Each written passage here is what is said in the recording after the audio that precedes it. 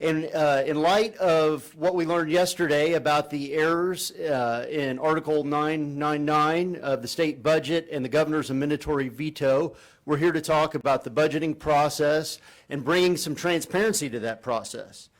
Prior to being elected state representative, I was the Vermilion County Board Chairman for 4 years. And much like the state legislature, the most important thing that we did as a county board every year was to pass a budget. The budget was the critical issue of the year. Spending levels and departmental budgets set our goals and priorities for the county for the next year. Getting consensus and approval required a bipartisan effort and 2 separate votes to get final passage. You see, in state statute, counties are required to place their budgets on display for 30 days prior to taking a vote for passage.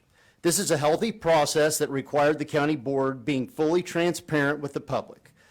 The budget was in the public for 30 days, and that allowed thorough scrutiny from other board members, county elected officials, the voting public, and the media.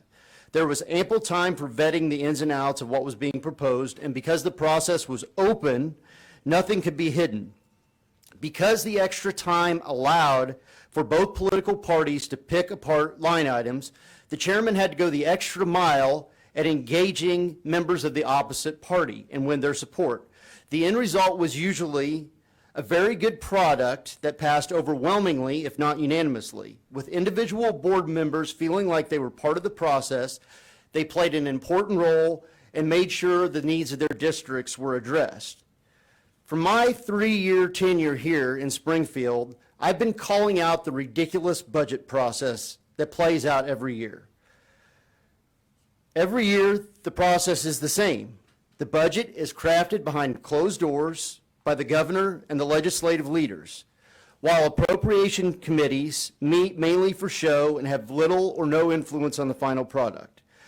Invariably, a budget of substantial size and detail is dropped on us in the afternoon of the last day of session, with little or no time to evaluate the good parts and the bad parts. When final passage is obtained, usually there are some bad and controversial items that are stuck into the budget without the knowledge of the public. This year, the final product contained major errors in Article 999 regarding effective dates, and now we are going to have to address that and fix that. This process is the complete opposite of transparency. How are we as lawmakers supposed to make a good decision on a budget when we haven't been given adequate time to evaluate that bill, much less read the entire thing? Imagine how better the process would be if both parties were allowed input on crafting a budget that truly represented the priorities of the entire state. What if there were a 30-day window for the budget to be evaluated by the public and the media before passage? Maybe it wouldn't be so easy to pass publicly unpopular items, and maybe the sloppy errors in this year's budget would have been caught. The public continues to lose faith in government, and it's because of the shady way things like the budget are handled. Sadly, these poor backroom deals and hidden practices are not limited to the budget. This year, we've seen major bills dropped last minute or in the middle of the night that will radically alter the way that we live and function in the state. The law enforcement bill was filed in the middle of the night at the end of lame duck session with little or no input from the stakeholders or a very distraught public.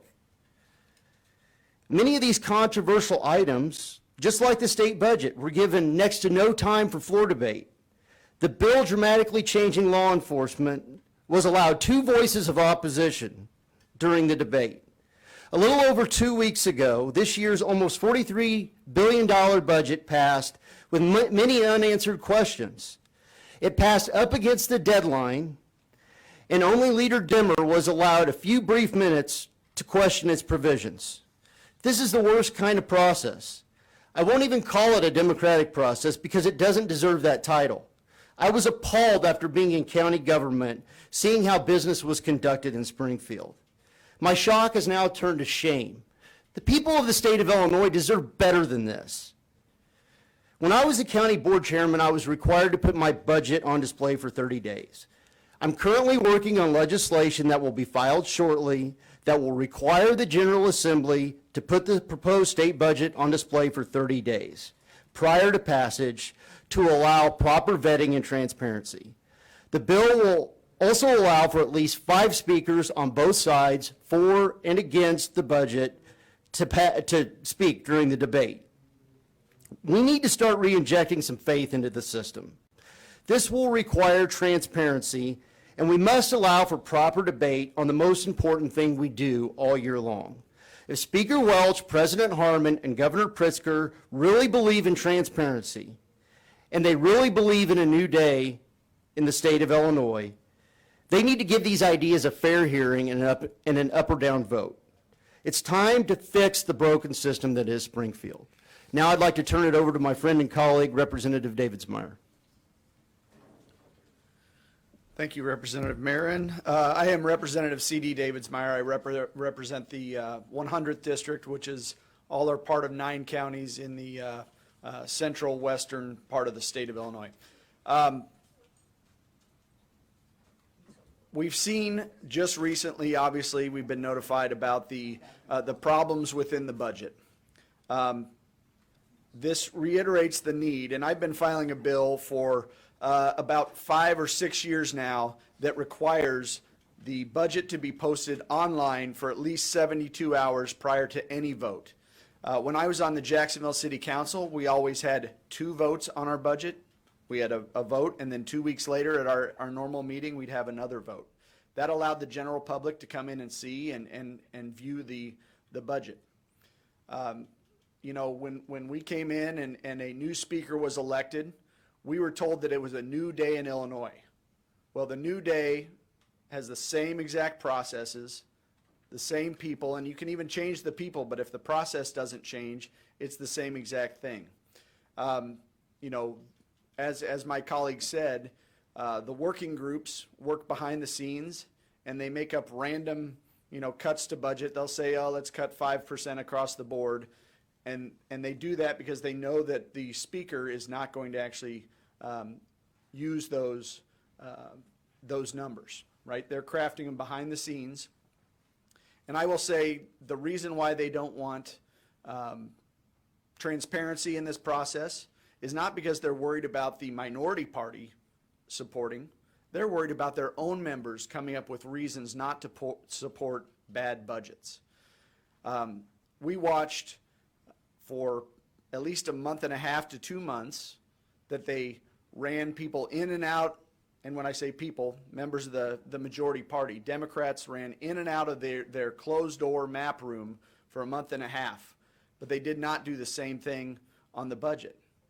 They didn't have an open process. It's absolutely ridiculous that we're sitting here even discussing that. And now they're even talking about changing the way they vote because they screwed up the budget.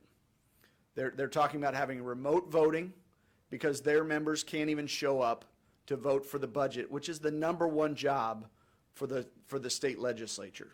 So not being able to show up is absolutely ridiculous, and changing the rules to allow for remote voting on something this important is absolutely crazy.